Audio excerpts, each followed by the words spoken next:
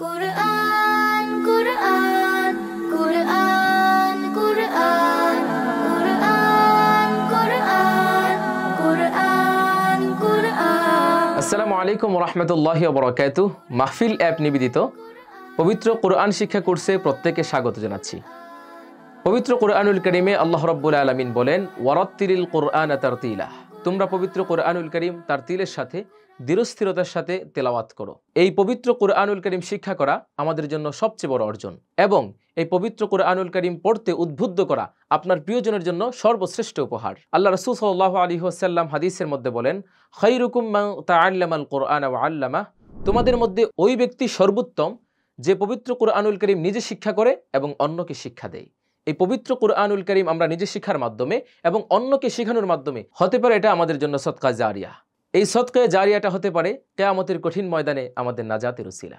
তাহলে চলুন শুরু করি কোরআন শিক্ষা কোর্স।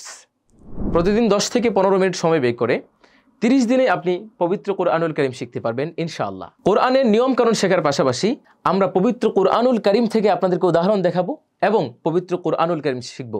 কোরআন থেকে আমরা নিয়ম কানুন জানবো। কি চমৎকার বিষয়টি। আর এই পবিত্র কোরআন শিক্ষা কোর্স জুড়ে থাকছি আমি আব্দুল্লাহ মোহাম্মদ সালেহ। বিসমিল্লাহির রহমানির রহিম।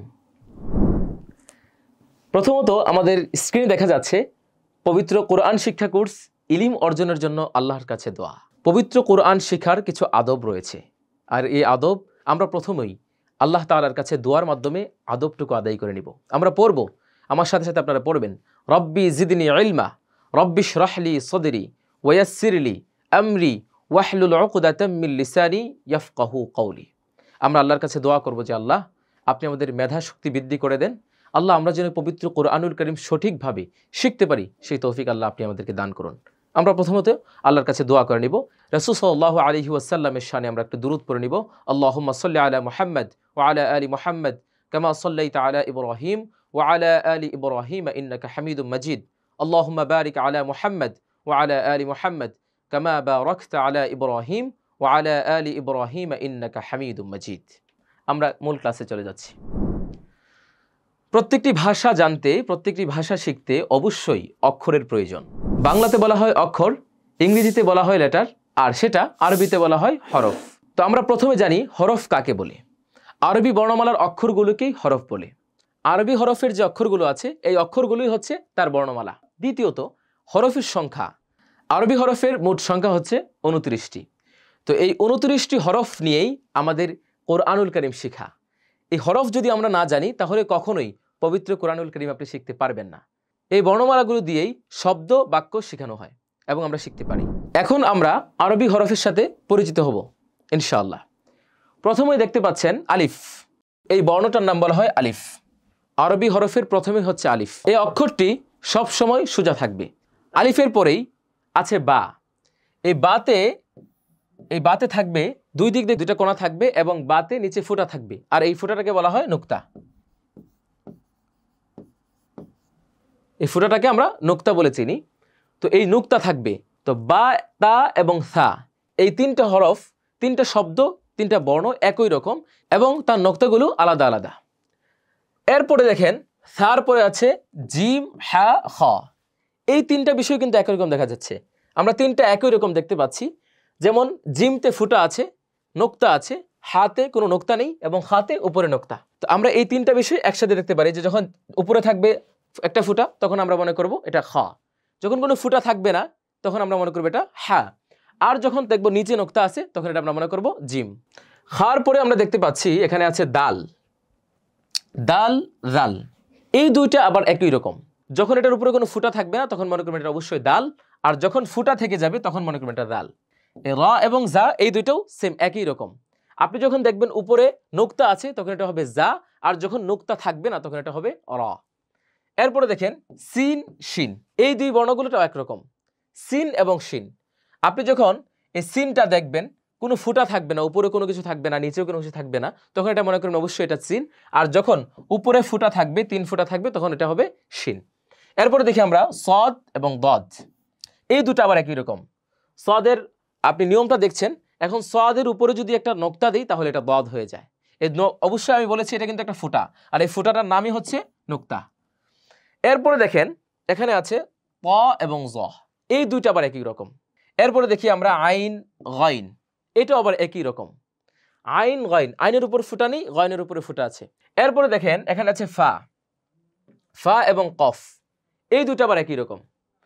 ফাতে আবার যখন আসবেন তখন দেখবেন ফাতে একটি ফুটা আছে, একটি ফুটা যখন থাকবে তখন অবশ্যই মনে করবেন এটা ফা, আর যখন দুইটি ফুটা থাকবে এটা হবে কফ। তো এবারে আমরা দেখতে পাচ্ছি কাফ এবং লাম, এই দুটো মোটামুটি একই রকম।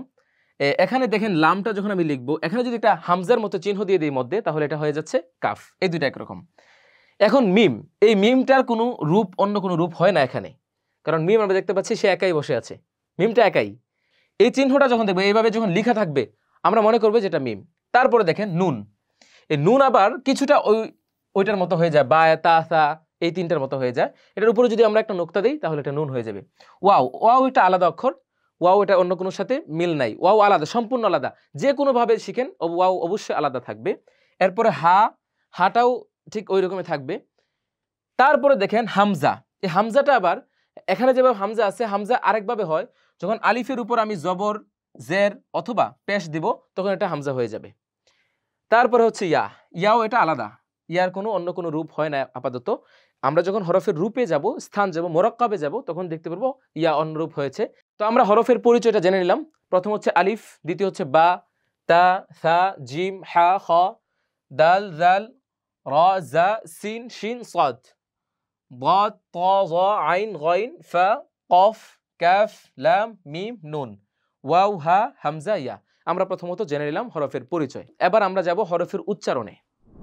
প্রথমে এই দেখেন আলিফ, আমাদের কিন্তু বাংলাতে লেখা আছে এখানে আলিফ, আমরা সুন্দরভাবে উচ্চারণ করি। আপনারা আমার সাথে পড়েন আলিফ, আবার পড়ুন আলিফ, আবার রিপিট আলিফ। আমরা জানলাম আলিফের একটা উচ্চারণ। আলিফের পরে হচ্ছে বা, এই বাতে আবার তাড়াতাড়ি হবে না, বাতে একটু লম্বা হবে।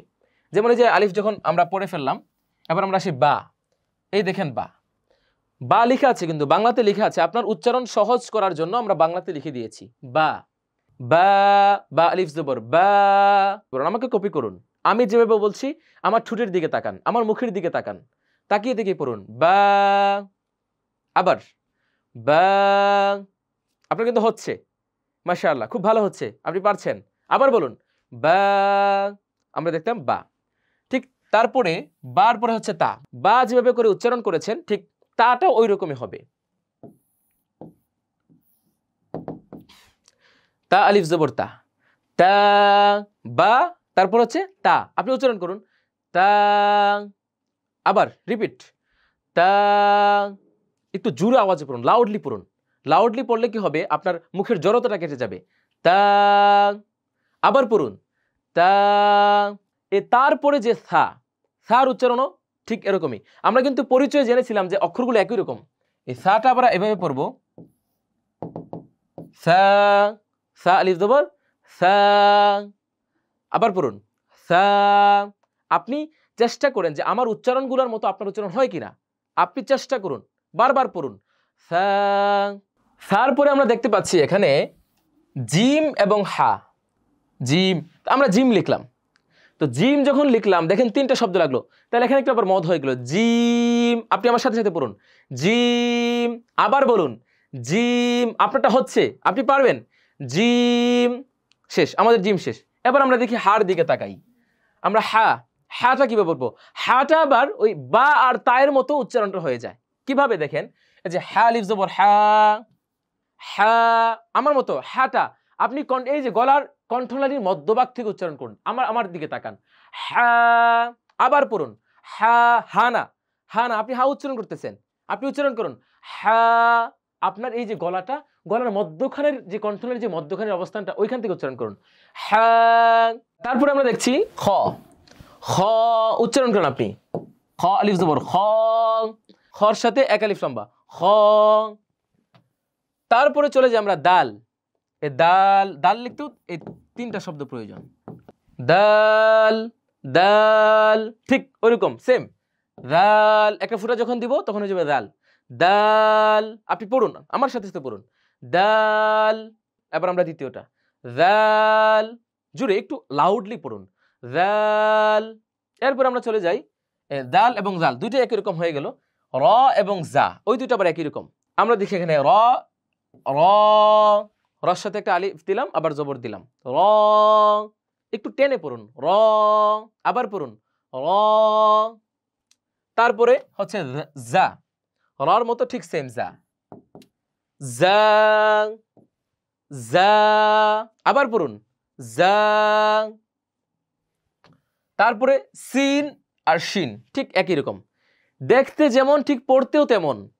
সিন সিন, আপনি যদি সিন পারেন তাহলে শিন পারবেন, সিন। তারপর হচ্ছে শিন, আবার শিন। এরপরে সদ এবং বদ দুটো একই রকম, আপনি পড়বেন সদ সদ। দ্বিতীয়ত বদ, শুধুমাত্র একটু উচ্চারণের ডিফারেন্ট, সেম বদ। তারপরে হচ্ছে ত এবং ল, ওই দুইটা আবার একই রকম। কোরআন যে কত সহজ, শুধুমাত্র প্রথম বর্ণমালা দেখে বুঝতে পারতেছেন কোরআন কতটুকু সহজ করে আল্লাহ রাব্বুল আলামিন দিয়েছেন। তটা যখন আমরা পড়বো, তর সাথে কিন্তু জ ঠিক সেম, একটা অক্ষর যখন আমরা জানবো দ্বিতীয় অক্ষরটা এমনিতেই চলে আসবে। ত ত আলিফ জবর ত দিয়ে দিলাম, ত। এরপরে জ জ, ত এবং জ দুইটাই কিন্তু একই রকম। তারপরে আমরা চলে যাই আইন এবং গাইন, এটা আবার একই রকম। বাংলাতে কিন্তু উচ্চারণগুলো লিখে দেওয়া আছে। আইন, আইনটা আবার একটু ভিন্ন। আইন আমরা আইন বলি, আইন না, আইন। আমার সাথে সাথে আমার মুখভঙ্গির দিকে তাকান, আমি কিভাবে কথা বলছি, কিভাবে উচ্চারণ করছি, আমার এই এতটুকুর দিকে তাকান। আইন গাইন হয়ে যাচ্ছে আপনার। তারপরে আমরা দেখি ফা, ফা এটা অন্য কোনো সাথে, অন্য কোনো শব্দের সাথে, অন্য কোনো অক্ষরের সাথে মিলে না। ফা ফা, আমার ঠোঁটের দিকে তাকান তো, ফা ফা। এরপরে কফ কফ, কফ আর কাফ কিছু কাছাকাছি। কফ কফ যখন বলবো তখন একটু গলার অন্য দিক থেকে উচ্চারণ হবে, কফ। এরপর হচ্ছে কাফ, কাফ এটা একটু পাতলা হয়ে উচ্চারণ হবে, কাফ। পড়ুন কফ, আবার কফ, কাফ। এরপর আমরা দেখতে পাচ্ছি লাম, লামটা কিন্তু সম্পূর্ণ ভিন্ন অন্যগুলা থেকে। লাম লাম, উচ্চারণ করুন, বারবার পড়ুন, লাম। তারপর মিম, মিমও কিন্তু আলাদা, মিম মিম। সুন্দর করে একটু একটু লাউডলি আওয়াজ করে পড়ুন, আপনার শিখতে হবে, আপনি কোরআন শিখবেন, অবশ্যই শিখবেন। মিম মিম। তারপরে নুন নুন নুন, এটাও কিন্তু আলাদা, সম্পূর্ণ আলাদা, নুন। তারপরে দেখেন ওয়াও ওয়াও ওয়াও। এরপরে ওয়াও বলতে ঠোঁটটা গোল হবে কিন্তু, ওয়াও ওয়াও। তারপর হচ্ছে হা, ওই যে উপরে একটা হা পড়েছেন ওটা হচ্ছে হা, আর এটা হচ্ছে হা, হা হা। এই দেখেন হা, আগে পড়েছিলেন এই হা, এটা ছিল হা হা হা, এটা হচ্ছে হা। এরপর হচ্ছে হামজাহ হামজাহ, আবার বলুন হামজাহ। শেষে আছি আমরা ইয়া, ইয়া একদম সহজ, ইয়া। তো আমরা হরফের উচ্চারণগুলো জানলাম, হরফের উচ্চারণগুলো শিখলাম। এবার আমরা পরের পৃষ্ঠায় চলে যাই। এখন আপনি দেখতে পাচ্ছেন কোরআনের একটি আয়াতে আরবি সবগুলো হরফ। আমরা এমন একটি আয়াত আপনাদের সামনে পেশ করেছি যে পবিত্র কোরআনুল কারীমের এই আয়াতটিতে আপনি পবিত্র কোরআনের বর্ণমালা হরফগুলো সবগুলো হরফ এই আয়াতের মধ্যে পাবেন। এই যে মনে করেন প্রথম মিম, প্রত্যেকটা হরফের রূপ আছে, প্রথমে এক রূপ হয়, মধ্যে এক রূপ হয়, শেষে আরেক রূপ হয়। আমি আপনাদেরকে একটু পড়ে শোনাচ্ছি, এইটা পড়াটা প্রত্যেকটা আয়াতের শব্দ আসছে কিনা, আপনি যে উচ্চারণ শিখেছেন এই উচ্চারণগুলো আসছে কিনা দেখেন। আউযু বিল্লাহি মিনাশ শাইতানির রাজিম, বিসমিল্লাহির রহমানির রহিম। মুহাম্মাদুর রাসূলুল্লাহি ওয়াল্লাযীনা মা'আহু আশিদ্দাউ আলাল কুফফারি رحماء بينهم تراهم ركعا سجدا يبتغون فضلا من الله ورضوانا سيماهم في وجوههم من أثر السجود ذلك مثلهم في التوراة ومثلهم في الإنجيل كزرع أخرج شطأه فآزره فاستوى على سوقه يعجب الزراع ليغيظ بهم الكفار وعد الله الذين آمنوا وعملوا الصالحات منهم مغفرة وأجرا عظيما। তো আমরা এতক্ষণ পবিত্র কোরআনুল কারীমের একটি আয়াতুল কারীমা তেলাওয়াত করছিলাম আলহামদুলিল্লাহ। সূরা ফাতিহ থেকে আমরা তেলাওয়াত করছিলাম আলহামদুলিল্লাহ। মোটামুটি আমরা ক্লাসের শেষ পর্যায়ে চলে এসেছি। তো আমরা প্রথমত পড়েছিলাম আরবি হরফের পরিচয়। আমরা আবার একটু পিছনের দিকে চলে যাই। আমরা আজকে ক্লাসে যা যা শিখলাম, আরবি হরফ কাকে বলে, হরফের সংখ্যা। আমরা শিখেছি আরবি হরফের পরিচয়। আমরা শিখলাম আরবি হরফের উচ্চারণ এবং কোরআনের একটি আয়াতে আরবি সবগুলো হরফ আমরা শিখেছি এবং দেখেছি আলহামদুলিল্লাহ। তবে আপনার জন্য দুইটি কাজ থাকবে। এক নম্বর হচ্ছে, আপনি যে হরফের উচ্চারণগুলো শিখলেন, হরফের পরিচয় দেখলেন এবং জানলেন, এগুলো আপনি একটু ভাবেন, আপনার ভাবনায় নিয়ে আসুন কিভাবে এটা আরও প্রপারলি উচ্চারণ করা যায়। এজন্য আপনার যে সহজলভ্য, আপনি সহজ উপায়ে যে কোনো মাধ্যমে উচ্চারণগুলো বারবার দেখুন। প্রয়োজনে মাহফিলে ঢুকুন, আমার ভিডিওটা বারবার দেখুন। আপনি বারবার দেখার মাধ্যমে আপনার উচ্চারণগুলো সহি এবং সুন্দর হবে ইনশাআল্লাহ। 2 নম্বর কাজ হলো, ক্লাসটি আপনার কেমন লেগেছে এবং এই ক্লাসের উপর যদি কোনো প্রশ্ন থাকে আমাদের কমেন্ট বক্সে জানিয়ে দেন। সকলকে আগামী ক্লাসের আমন্ত্রণ জানিয়ে আজকের মতো বিদায় নিচ্ছি। জাযাকাল্লাহু খাইরান। ওয়াসসালামু আলাইকুম ওয়া রাহমাতুল্লাহি ওয়া বারাকাতুহু। Quran, Quran, Quran.